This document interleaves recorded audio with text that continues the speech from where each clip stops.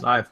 All right, we are live. Hey, everybody. Welcome to Hump Day Hangouts. This is episode 147, the event where we talk about RYS. You knew it was coming, so we're going to talk to you some more about it. Now, we're really excited. We've had some really good feedback so far, and Hernan and Bradley whipped up a quick little contest that we wanted to get going, as well as one to obviously spread, the news about RYS. We're small. We understand a lot of people don't hear about us, and so we're trying to get the word out.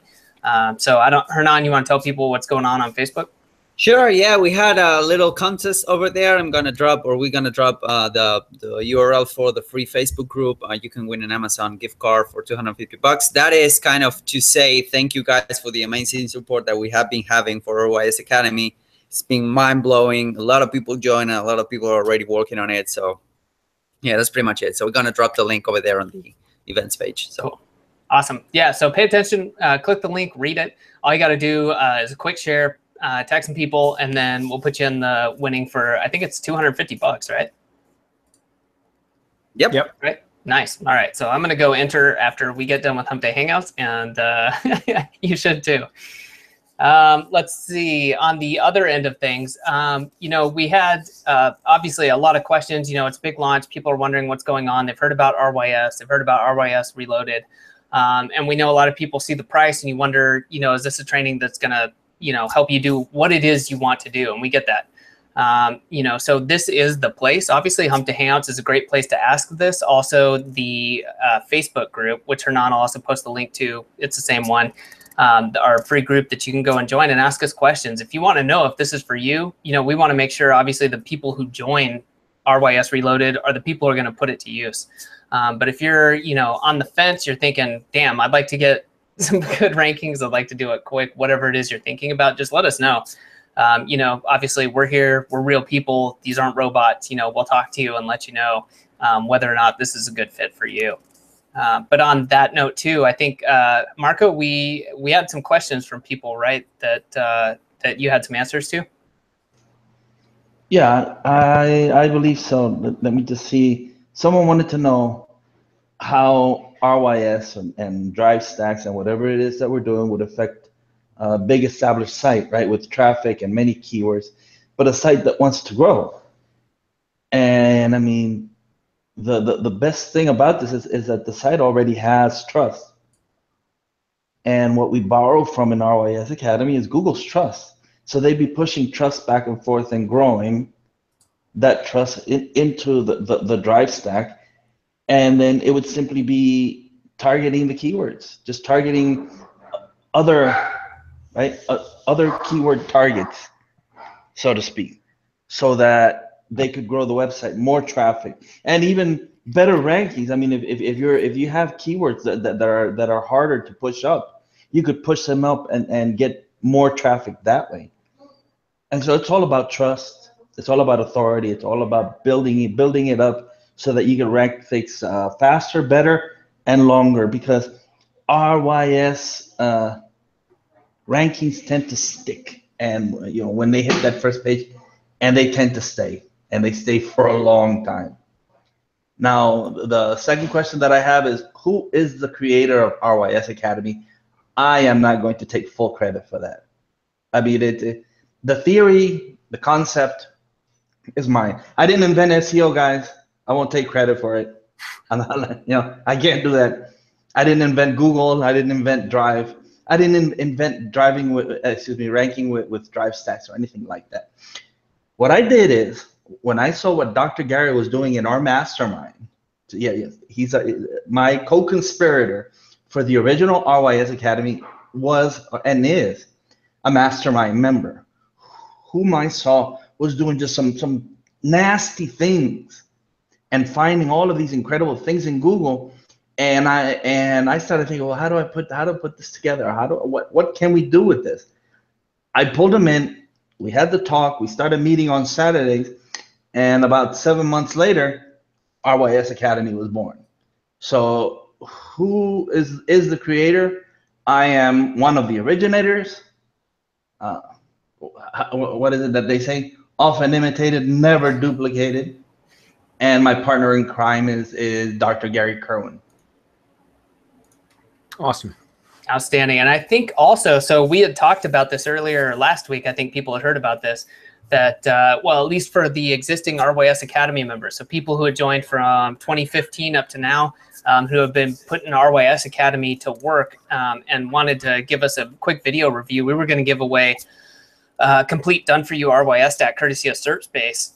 And so I think we had talked about this. Do we have a winner or a best of for those? Yeah. I think that the one that really explains the concept really simple. And we should drop the playlist, by the way, so that people can go look at actual people who are members of RYS Academy and RYS Reloaded, just doing what it is that they're doing. So Andrew Adair, he's one of our members. He's in Australia, and I think that his video exemplifies the simplicity of RYS Academy. And so I think for that reason, he should get that awesome drive stack. Awesome. All right. So Andrew, if you're listening, shoot us an email, or if we don't hear from you first, we'll be sending one out after this. He's in Australia, so he's not listening right now. Well, you never know. He might be up to, what is it, like 16 hours? So you never know. We'll see. But yeah, we'll be in touch, buddy. And so I think Hernan's going to drop the link in there.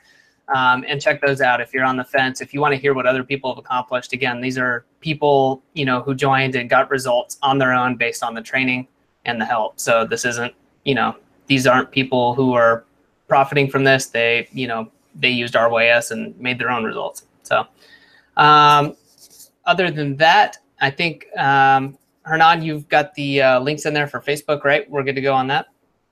Yeah, I got the Facebook link, and we will put the link for RYS for the sales page and the coupon, which is an $800 off coupon, and that coupon expires tomorrow, 9 a.m. Eastern. Okay, so if you're watching this right now live, you can go take action now. If you're not, and if you try that coupon, I'm sorry, but that's the way we have it set up. So yeah, we're gonna drop the coupon and the URL so that you guys can join RYS Reloaded right now for that discount, which is the second lowest discount that we will do for that. What's it going to tomorrow after the discount or this coupon expires? 1,500. 1,500. So it's going up $300 essentially. Yeah. Yeah, hang on a second. Tell them where it's going to end up, please. 3,000. It's going to end up at 3,000 after the launch is over. So again, now's the best time to get in. We will offer a split pay option, I believe, after the launch. Is that correct, guys?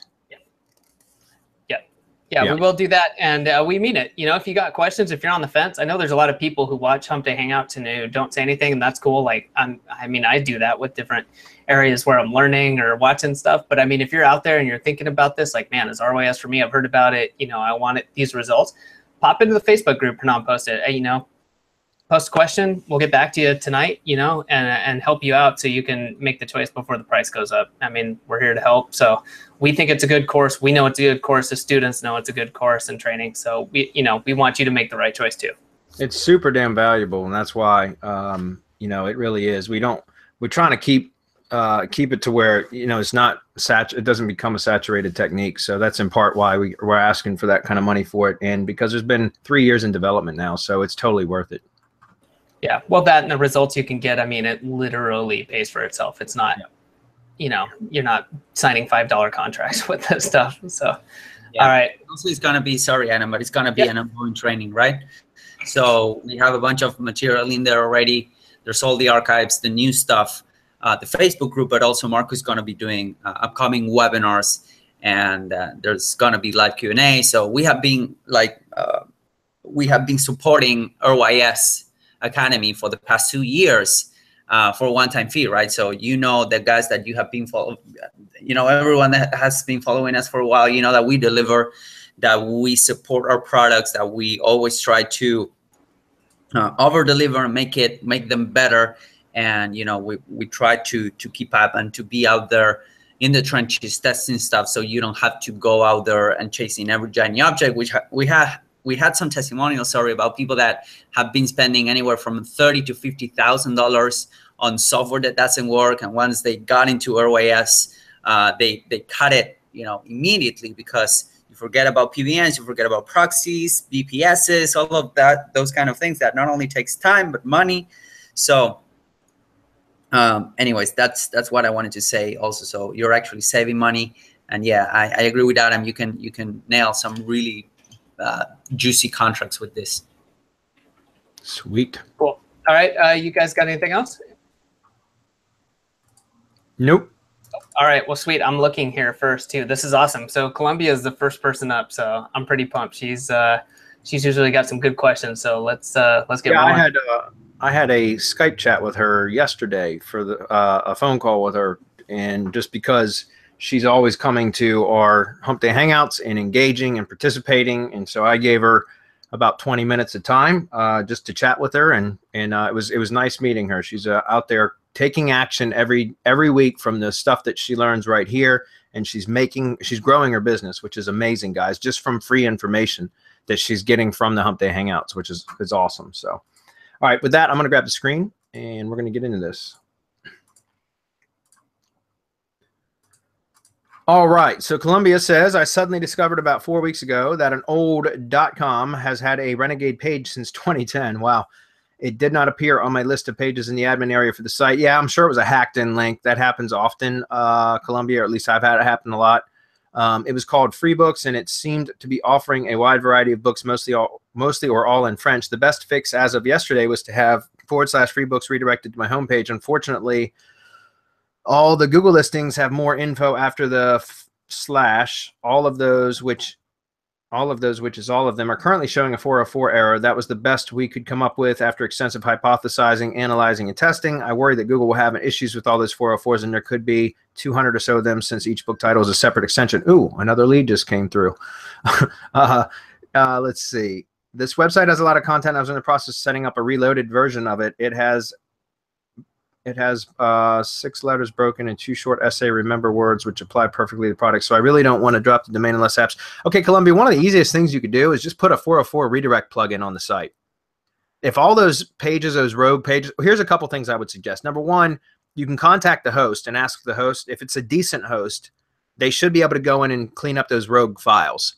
A lot of hosts, like the better higher end hosts, will provide that sort of support, because actually any sort of hacked WordPress site on their servers is a security risk for them. So a lot of the times those types of, like, if it's a good host, if you're dealing with what is it, HostGator or GoDaddy or something like that, forget it. But if you're dealing with a decent host, then I would contact the host and ask them to do it. Another option, an easy fix for the 404s though, but I would still try to get rid of those rogue files, period. But an easy fix for the 404s is just a simple 404 redirect plugin. So you could use something like 404 to start is one of the plugins. There's a bunch of them. Link Juice Keeper is an old one. I don't know if that still is available, but that'd be another one. There's a bunch of them. You can just do a Google search for 404 redirect plugins and just select one. Okay, I would look for one that was updated recently, or that is because that means it shows that it's continually updated. But lastly, there's something else that you can do. Now, this is, I always recommend this to clients. This is called security.net. This is all my clients that are running WordPress. We typically, I recommend that they install this. They purchase it. I think it's like $300 a year. But this is a great service because I've got one client in particular that they get hacked about once every 3 or 4 months. I'm not sure why. It's probably a competitor causing that, but security always catches it right away and sends a notification. And then we just submit a support ticket, and they go in and they do all the cleanup. And it's usually done within about 24 hours. And again, they've been hacked. They get hacked about once every 3 or 4 months, and security just all I do is got to submit a support ticket, and it's taken care of. Okay, so this is for, like, if you're doing this for client work, then I would recommend that this is an expense that you pass to the client. It's not something that you pay for. If it's your own site, it depends on how much revenue it's generating for you. Personally, I like having I like easy, and so when anytime that I can do something like this to prevent having to go through all the headache of trying to track down rogue files and remove them myself, or dealing with the hosting company, to me it's worth it. So, anybody have any other comments on that? Not here. Okay. Next, so hopefully that's helpful. Again, if you got a good host, though, a lot of time, like Liquid Web will do it. I know, but they don't have like shared hosting anymore. They just got VPSs and dedicated hosting. But like I use Terry Kyle's, what is it, WPX hosting? I use that a lot now for WordPress sites as well, and that's a really good host. Their support's really good as well. So that's something else that you can contact them. Like if I'm just saying, like HostGator and GoDaddy, like those crappy hosts, they're not going to do it for you, or if it's likely they won't. You can always contact them and ask. Okay. All right, next one. It says, hi, what type of schema would you use in the following made-up example? Keyword to rank for cellulite treatment Dallas, but instead to promote the local medical spa, I'd like to promote affiliate offer or ebook, for example. What type of schema do you think would best use to rank for local business environment? I don't know, because I've never spammed local structured data for an affiliate offer. I spammed maps before for an affiliate offer. Years ago, I did that a lot, but I haven't done that in several years now. So has anybody tried to do this? And if so, can you comment? No, but I mean, I could see it. I could see him branding.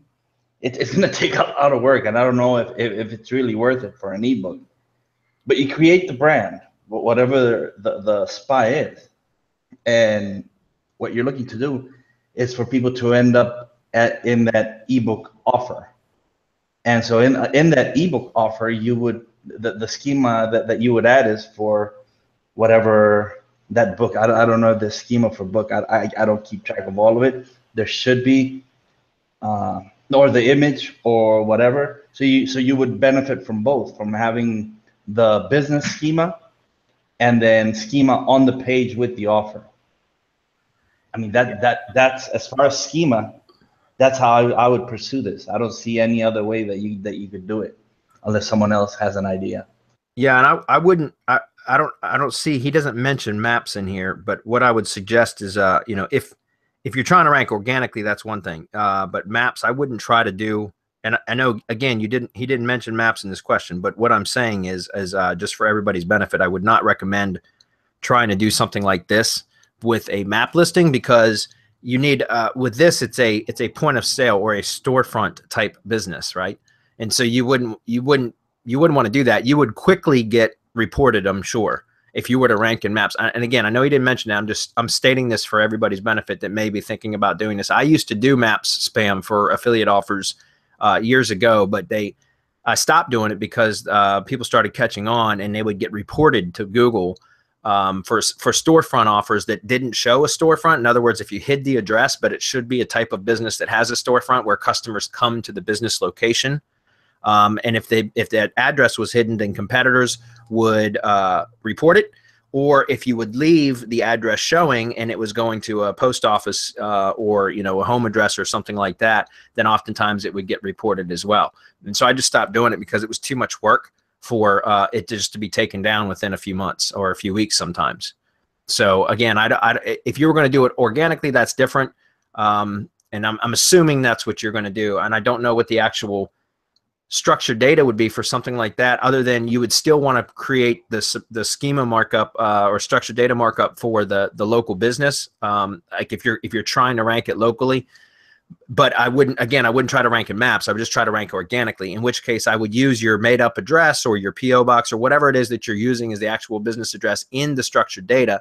But then you would just want to mark up the proper elements on the page. So if you've got a book or an ebook or whatever, I'm sure there's book markup, and you would just mark it up that way. And you could also mark up reviews. If you have reviews for the book and that kind of stuff, you could put all those on the page too and use the review markup for that. Okay. Interesting though. I'm not sure I'd put a lot of, it depends on how profitable your offer is for you, like your funnel. And, if there's enough money in it, then it's worth the headache. But I'm not sure from an ebook, but I don't know your entire funnel either. So. Okay, Kevin's up. He says, hey guys, I just set up a GMB for snow removal, still waiting on the postcard, and I set the category to be snow removal, but since I am using my personal address and don't have access to a second address, how would I switch the GMB listing to contain both snow removal and landscaping categories so that I can rank for both keywords in the maps pack?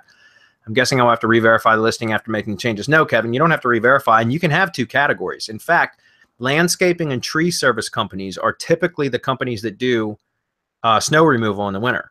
I know because I've been dealing with tree service businesses for like 7 years now, and they oftentimes, because there's no tree work and landscaping work during the winter, they're very, very, very little anyways. They often make ends meet through snow removal projects, and get contracts with, you know, shopping centers and stuff like that for snow removal. So you just add both. What I would do, because remember, I mean, I'm not sure where you live, Kevin, but in my area in Virginia, the vast, you know, it's 3 seasons of tree and or landscaping work, right? It's spring, summer, and fall.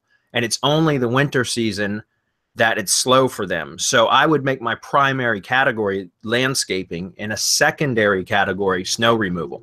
And by the way, when you change, if it's already a verified listing, you can go in and change the category or add a category, and it won't ask to at least the majority of the time it's not going. There's always anomalies. There's always exceptions to the rule. So it may trigger a re-verification, but it's unlikely. I know because I've gone in recently and made edits, all kinds of edits to map stuff, and it hasn't triggered a re-verification for me. So now, again, a lot of those listings are more established, so that may be part of it. But I would recommend that you would stick with your landscaping, depending on where you are. If snow removal is the primary service, then you would want to make that your primary category. But if landscaping is the primary service, then make snow removal a secondary category. Does that make sense? Anyways, you know, Google understands that, by the way. It's not like you're the first landscaping company that also does snow removal. So what I'm saying is that Google understands that as part of like a norm for that industry. So it's not going to be out of the ordinary for you to set it up that way. Okay. I am also thinking of changing the business name to contain the word snow and lawn to help further rank in the maps pack. That's not necessary, Kevin. It's really not, and I recommend that you don't. I would keep it to just the brand. Guys, branding is the better way to go for long-term projects, and if you're going to put the effort in, you should try to get them to stick or become long, you know, you should do it with the intent of them being long-term projects. So I personally don't like to stick to keywords in the title unless it's like literally the brand name, and which is normal too, you know, like Joe's Snow and Lawn Service or whatever. You know, I mean, that would make sense. But if you've already got a brand set up, I would just leave it as is. Anybody else? I agree with you, Bradley, pretty much. Very good. Dan's up. He says, for stacking press releases that point to latest reviews submitted to Google, how are you linking from one press release to others to achieve the stacking effect? Are you just pointing from latest press release to last one over and over?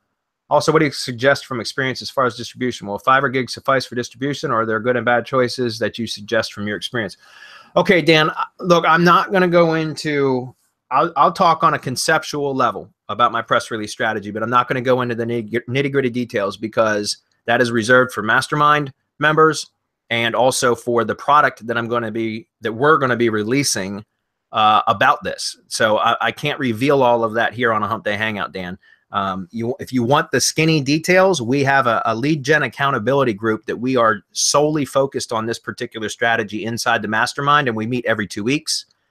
And there's I think about 8 more people joined yesterday, and we're all doing various forms of the press release strategy for local so that we can test it to death before I release the product. It's going to give me a bigger data set to use and examples and case studies for when we release that product, which will be, you know, in a month or 2 or 3, whatever.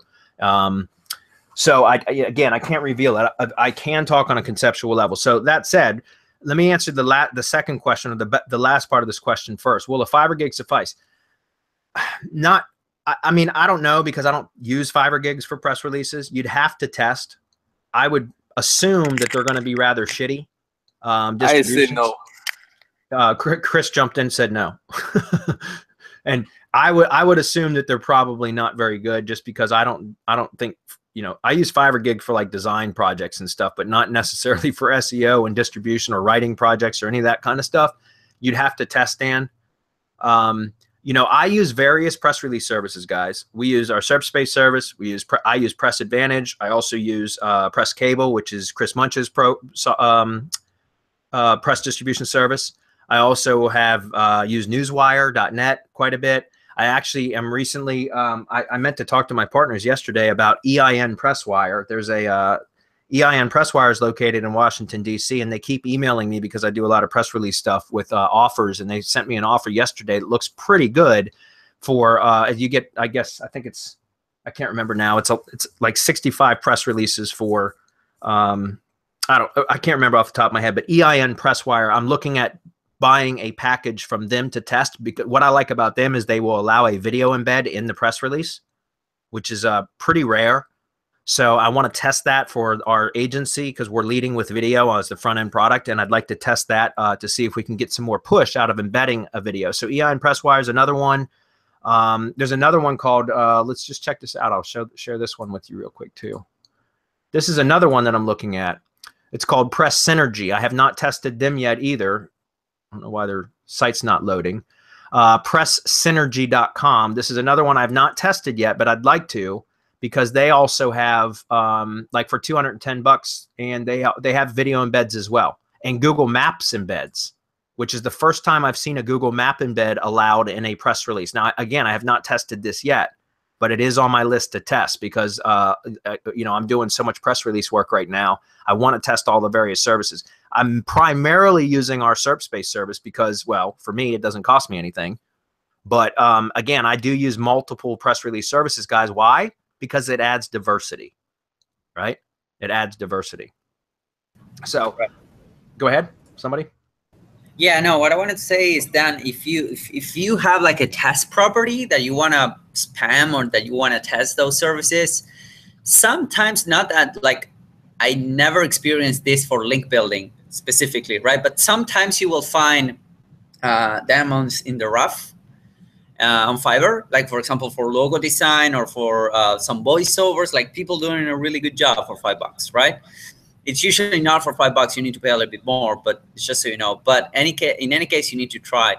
Just have in mind that there's a reason why some of these press releases services are that expensive. Press is expensive. If you want to get featured, I don't know, or if you want to get a link from Huffington Post or Inc. or entrepreneur.com, you can get it. Absolutely. If you have somebody that is selling paid placements, but you need to pay a couple grand for a backlink or for a mention for a feature. You know, if you think about it, maybe it's worth the investment, because if you're an author or if you're really in a competitive niche, maybe it's worth it. Who knows, right?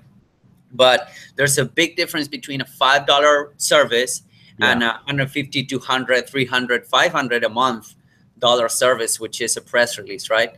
So have that in mind, Dan. I would definitely try it out on something that you wouldn't miss, that you wouldn't care on missing, or that you wouldn't care on having zero results. Yeah, that would be my. And listen, the press release stuff, and I'll get to the method on a conceptual level, Dan. Again, I'm not going to reveal my strategy right here in a free Hump Day Hangout, guys. I can't do it. It would ruin the product that's coming out and all the research I've done. But by the way, just so you know, this is that EIN Presswire. This is the other one. They've got a deal right now for 12 press releases for $400 that does allow video embeds. Right here, number of embedded videos, you get one in video embed. So it comes out to $33.25 per press release. I'd like to test this. I meant to ask you guys yesterday during our corporate meeting if I could purchase that, get a vote on it, and I forgot. So can we take a vote right now? No, I'm kidding. But anyways, I do want to test this because, like I said, I'm constantly testing new services now, guys. You know, I primarily use ours because it doesn't cost me anything, but it's, you know, there's a benefit to adding diversity to all of your backlink profile, right? So there's a reason for me using multiple press release services, and I'm still looking to find the best results. You know what I mean? But just so you know, with like the recently, one of the more recent projects that I've done with press releases, I took a new Maps listing that I got, you know, as a PO box type setup and everything, and I got it in the Maps pack for about 12 out of my 16 primary keywords. So about 75% of my primary keywords are in the Maps pack, in the 3-pack, with only 4 press releases. No citations, swear, no citations at all. No syndication network. I didn't do a drive stack. I just did 4 press releases, and I got it to pop in the Maps pack for 75% of the primary keywords, which is insane. And so, and I've got multiple examples of getting those kind of results. So when you combine it with the syndication networks and you know, drive stacks and stuff like that, that's when you it's just incredible the amount of power. So it's very, very powerful. Now, as far as the stacking part of it, I like to, the first one always points to the money site. Like, you know, most PRs will allow you 2 or 3 URLs, right? Links within the press release. So what I do on the first one is I link to the money site, usually just the homepage, using either the brand name of the business or a naked URL. That's it. And then I'll link to the Google Maps page, so like the Maps URL for the Maps listing itself. And then I will usually link to something else, like another property within the branded syndication network. Typically, it's going to be a Facebook page or something like that. You know, as long as the Facebook page is somewhat active. One of the best ways to determine what to link to within the first press release is just go do a brand search for the company that you're doing the work for, right? Or for your own lead gen site. See what Google is listing at the top of the search results on page 1 for that business, that brand search. Okay, you're going to link to the domain itself. You're going to link to the Maps listing, and then just select one that Google is telling you that it deems to be one of the most authoritative sites that you're listed on, right? Just from the Google search. Then, as far as the second press release, I never even touched. It doesn't link to the website.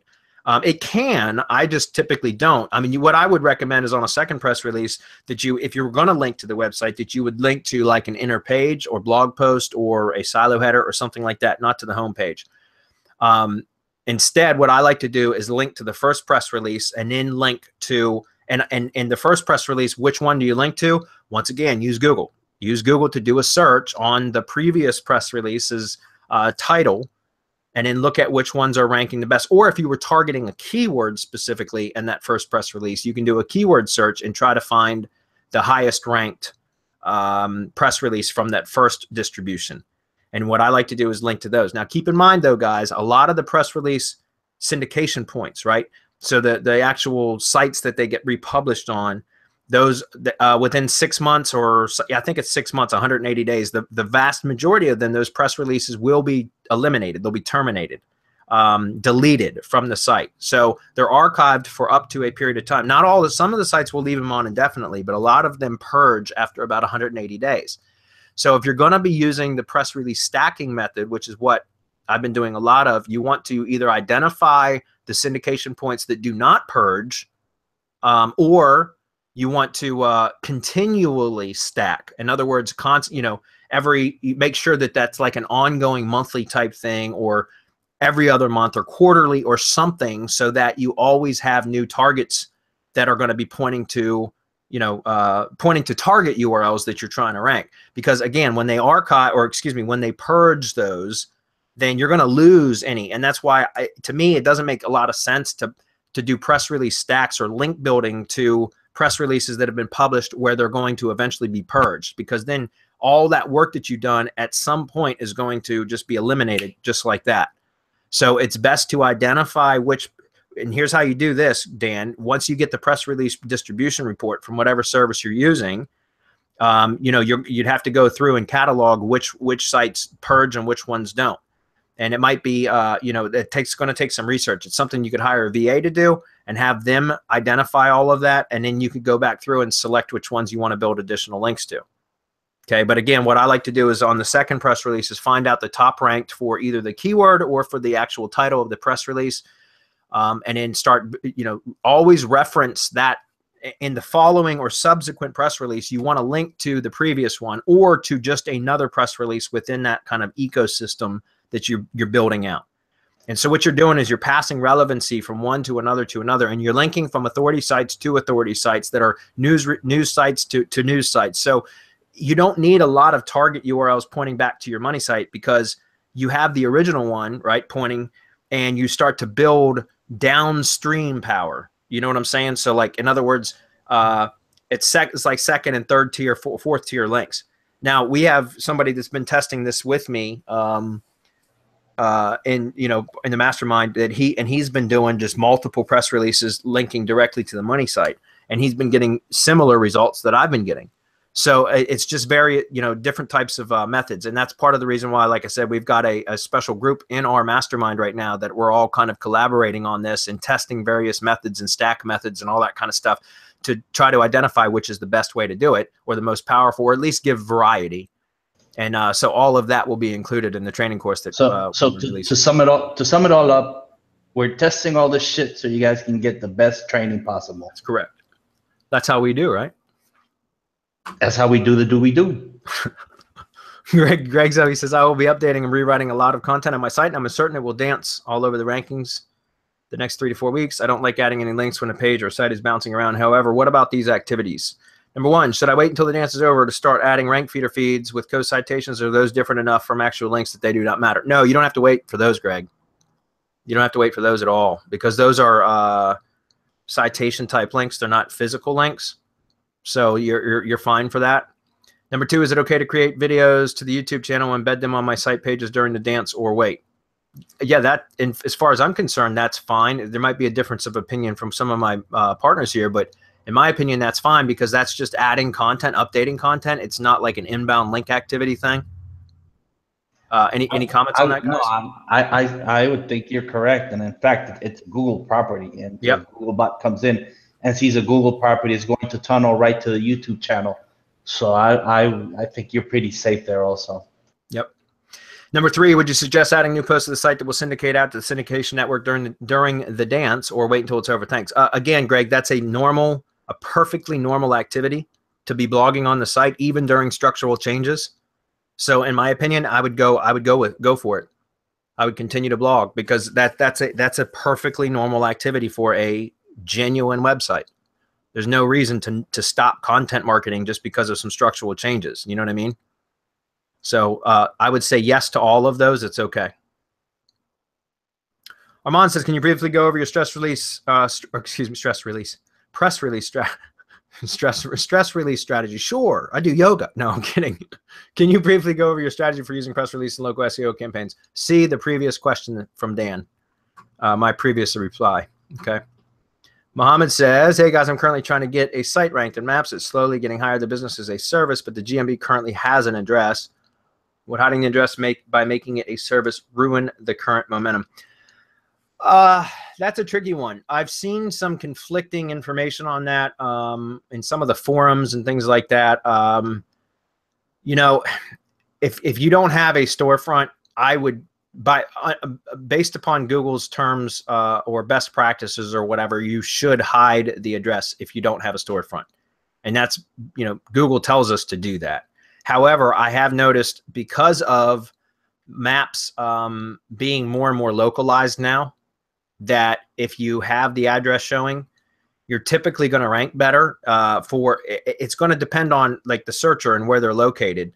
But for mobile, especially, having the actual address show is going to make a difference in how your Maps listing appears, as far as like where it ranks in the mobile search results. And that's where I see like having a benefit of having that address being shown, is for that. But outside of that, again, if you don't have a storefront, if customers do not come to the business location, then you're supposed to hide it. And so I always do. And I also always hide it because it's usually a PO box, right? So anybody have any comments on that? Yeah, I would add that if it's moving and you're getting results and there are no problems, I would say just let it go. Yeah. Leave it. Don't make any changes while it. I always tell people, if it's dancing, don't touch it. And so if it's moving, it might drop a little bit, move up a little bit more, drop, move. You don't want to touch it. So you don't want to do anything that's going to disturb Googlebot deciding where you're going to be ranked in the end. Now, once that happens, wherever you end up, then you can decide what your next steps are. Yeah. Yeah, that's not a bad. I mean, again, if it's not a PO box or something, then I would leave it. Like if it's a genuine address for that business, even though like it might be a service area business, that's what they call those, by the way, service area businesses. If it's a service area business and so it's a genuine address, but it's a service area business, I wouldn't touch it. I wouldn't change it right now, because you're starting to gain some traction, just like Marco said. But if it's a spammed address, so to speak, then I would go ahead and hide it now anyways, because you always run the risk of getting it reported. But again, if it's a real business address, there's no reason to hide it. I mean, Google's best practices says you're supposed to for service area businesses. But as Marco said, I agree with that. I wouldn't mess with it if it's starting to gain traction. Okay. Okay. Columbia says the host you use. So you're using Liquid Web, Columbia, or WPX? Either one of those, because those are the two hosts that I use primarily now. If you're using either one of those, then yeah, you should be fine to just contact the host and to explain to them the problem, give them a sample set of the URLs that are rogue, and they can usually go in and clean it up. Okay. Can I just, I mean, this isn't a plug or anything, but Liquid Web is the best. I've yet to see anyone outdo Liquid Web as far as customer service, as far as helping you out with problems. If you go in there and you act like a dummy, they'll do everything for you. Yeah. And so I go in there and just be myself, and they get everything done. Just do that, because you're going to be paying for a VPS, so the costs are going to be higher. And so they'll help you as much as they can. They'll stay on the phone with you until it's solved, or they'll do chat with you, however it is that you choose to do it. And for that, just for that, it's really worth the price. Yeah, and you can always, if you're doing client work, you can always, like, especially if you build new sites and stuff for clients, you can charge them for hosting and host everything on your own VPS. And that's how you reduce and eliminate the costs of the VPS from Liquid Web. And you can also turn that into a small profit center too. Because those VPSs, you can put a lot of sites on, especially if you get a dedicated IP, then it's specific to you, and you don't have a bunch of other shared, that's part of the reason why they got rid of shared hosting. Liquid Web did, so that they could have more control over the IPs and provide a better service to their user base. Mm-hmm. Pissed a lot of people off when they switched over, by the way, but we stayed with them anyways. Yeah, definitely. Well, I was one of the guys that was on the share account. The new one, deluxe hosting is not that bad actually. It's they're doing a good job for a share account. But yeah, I totally agree with Marco. I used to go a lot for HostGator until it becomes completely useless in a way that it's a pain in the ass. And not only that, you're paying cheap, but at the end of the day, you need to do everything by yourself. You're like 1 hour in a queue for some guy to make a ticket for you because they cannot even solve the thing that you're calling in the first place. So it's like, if you're paying for a service, right? And if you think about it as an entrepreneur or an SEO, if you have an agency, your time is much more valuable than the money that you're paying your hosting, right? Because you need to be focusing on some other things, not troubleshooting your hosting. That's the least important of your problem. So what I'm trying to say is that you need to treat your time as money too, and most importantly, you need to make sure that you have a team on your back. And Liquid Web does a great job, because the guys are really, you can feel that they are really on your team, right? They're not trying to be assholes, or they're not on the company. If you say they're us against them, no, they're really put in your shoes, and you can get a lot more done. You're paying a little bit more, don't get me wrong, but that's the service it's worth it. That's the service you're paying for. Yep, I totally agree. Guys, I used to go for cheaper hosting as well. I think we all do when we start out, but you learn over time that the cheap hosting costs you so much money, and it's because it first of all, opportunity cost, as Hernan just mentioned. If you're in there dealing with troubles that happen, like PHP is outdated, right? PHP version is outdated. So plugins or themes don't work correctly, or there's security issues, or like the vast majority of shared hosting overstuff the shit out of their IPs, so that there's way too many sites sharing the bandwidth. And so if any particular site gets hacked, or a DDoS attack or something like that, all the sites on that IP go down, and then you're screwed. And one of the worst ranking signals is a site that's going in and out all the time. So if you put an uptime monitor, I'm not talking, Columbia, I'm not talking to you specifically about this, because you said the host we use, so it's probably a good one. I'm talking about other people that may be using cheap hosts. If you put Uptime Robot or some sort of uptime monitor on sites that you have in cheap hosting accounts, you'll get notifications via email, or however you set up notifications, about how often your sites are going down, that you don't even know it, because unless you're on the site all the time monitoring it, you don't know it. And that is a terrible ranking signal. right? And then not only that, but it's the bad neighborhood type stuff. If you go do a search on your IP from your website, from your host, and then go look at like who's hosted on this IP or whatever, you can just do a Google search and find a bunch of different sites that will show you all the sites that are hosted, the domains hosted on that particular IP. And you'll notice that there's a lot of really shitty, bad, like bad neighbors, so to speak, on those IPs. And so you don't want to be blocked in or lumped in, guilty by association, so to speak, with those shitty sites, because it ends up, it ends up hurting you. It's a bad ranking signal, right? So if you go with a more, a better type of managed type, host, then you're gonna have a much higher quality of service, as well as like uptime will be better. It's a better ranking signal, all that kind of stuff. Okay. Caesar's up. He says, how would you recommend trying to change the page that a local term is ranking for? For example, I'm working with a local jeweler whose homepage branded as ranking for city plus jeweler. He only has one location at the moment, but has plans to open other locations in other cities. Since we're building out local landing pages for each location, I'd like the inner page to rank for the local search terms, not the homepage. Yeah, that's fine. So I'm not the home. Okay. So essentially what you're doing is you're taking you want to create an inner page for the location that it's currently ranking in. Is that correct? If you're already here's the thing. If you're already ranked in Maps for that, guys, I've gone in for Maps. Organic is different. Organic, you will see some dancing and stuff like that. But for Maps, and I've done this multiple times, anytime I take a single location lead gen site to multiple locations, then I end up either creating an inner page, so it's a location page on the root domain of the original location, or I break them out into subdomains, which is my preferred method for each location. And so you have to go in and change the landing page URL for the Google My Business Maps listing, right? But as far as Maps, I've never had a dance occur from that, which is odd, I think. But for real, I've literally changed the URL entirely from either the homepage originally to either an inner page URL or a subdomain URL, and I've had the Maps listing stick because it's not danced at all, and I've had that happen multiple times. But I know for organic, yeah, you're going to see some dancing. But what I would recommend potentially doing, I would think you could set a canonical for the homepage to point to the inner page, at least for a period of time.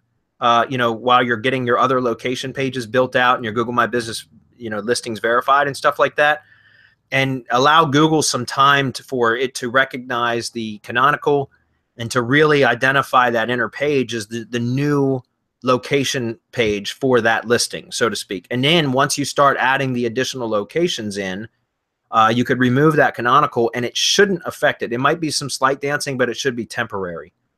Anybody got a comment on that? No, I agree with you, Bradley. Okay, Marco? No, I'm good. Okay. Just didn't know if you guys had another trick or something. That's what I would do, Caesar. That's a good question, though. But yeah, again, for Maps, usually I haven't seen any dancing for that, especially if it's securely ranked at #1 position, which it sounds like you are. Then I would just go ahead and change the landing page URL and take a look. If you do see if it drops out of the Maps pack or drops down, then set the canonical for the home page. You can do that using the SEO plugin. Most all SEO plugins have that option now. So you can just go and set a canonical and then point to the inner page and then just give it some time for it to settle. And then you can always remove that canonical after you start setting the other location pages up, and it should resolve. All right, second question is, what's the effective way to get the GMB listing to pop in the 3-pack? DIY, RYS, or Maps Powerhouse?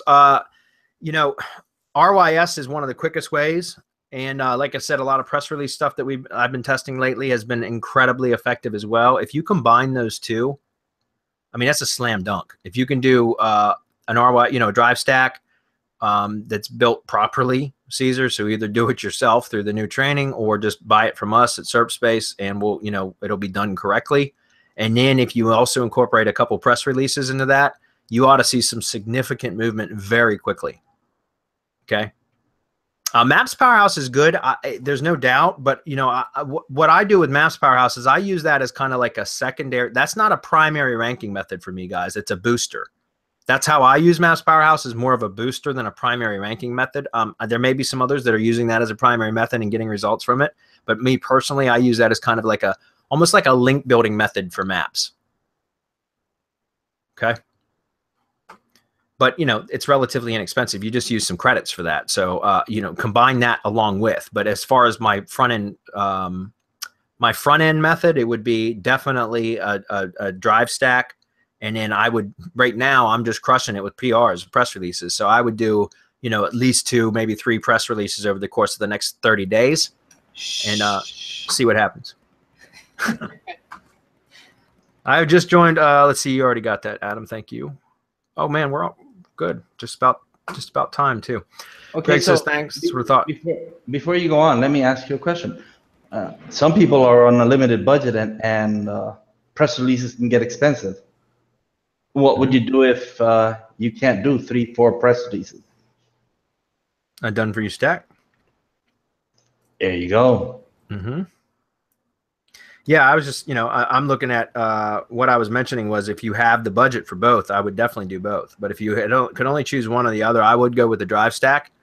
My own personal experience with them is that I might not see movement as quickly from the drive stack as I would with the press releases. However, once the movement occurs, it just sticks and it's almost unmovable, which is pretty powerful. Okay. With press releases, like I said, guys, I've noticed with like the one that I was just talking about a minute ago, I popped a brand new maps listing into the 3-pack for 75% of the terms within under 4 weeks, right?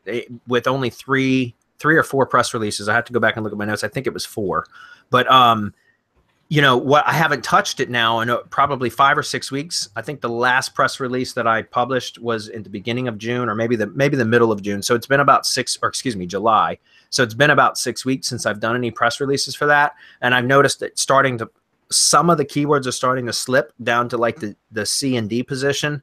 So even falling out of the 3-pack.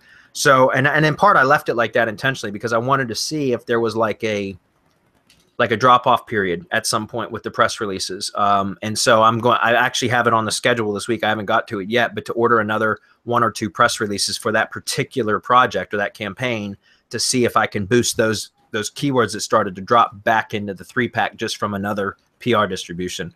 And so again, that's why we're testing right now. Columbia's got a Liquid Web VPS. See, she listens. She's doing awesome. Everything all of you said is why I bit the bullet to Costco for VPS. The service is really great. Yeah, absolutely. I mean, we're not even dropping affiliate links for Liquid Web. We probably should, but yeah, we have one. Yeah, but great service. What I would add, and just to make sure that she goes and does it, is that 404 to 301. Yep. Add that plugin and you're good to go. Your 404 problem will disappear. Yeah, it'll drop out of your 404 errors in Search Console will disappear. It'll take sometimes about a month or so before that you'll start seeing all of them start disappearing from the 404 errors in Search Console, but they will disappear. So, but you definitely want to resolve those rogue files though, because if they've been hacked into the database on your site, you want to get them removed. And so just contact Liquid Web; they'll square it away for you. I know for sure they'll do it. So. All right, guys. Well, we're done here. Thanks for everybody attending. We really appreciate it, guys. Don't forget, RYS Academy is going up at 9 a.m. tomorrow. So if you're interested, now's the time. This is good, too. I was just in the Facebook group. I'm not going to lie. I switched over there real quick while we were doing this. And there's a thread with Kendrick, and it's like during Hump Day Hangouts for like 20 comments deep. So, wow. Awesome. All right, guys. Well, that's it. Thanks, everybody, for being here. We don't have Mastermind tomorrow, do we? I don't think we do. I think it's next week. Let me put in a plug for our done for you services, because I mean they're done up to the current RYS standards, RYS Reloaded.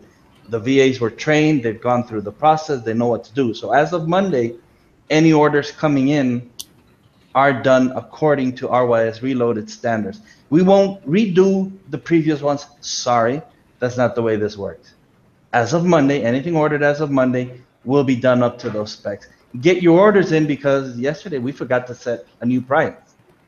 So while we decide to get a new price in, the price will remain. But I'm going to push for the price to go as high as possible without it just getting away, from people's from people being able to buy them. But you know me, I like to push for high end. I don't like my stuff to sell for nothing. So guys, if you're on the fence as far as RYS Reloaded, go get it. We're in there. We're hammering away. If you don't want to do the work, we have done for you according to RYS Reloaded specs. So there you go. And they're the same price as the old ones. Don't forget. Nice. Good time to get in there.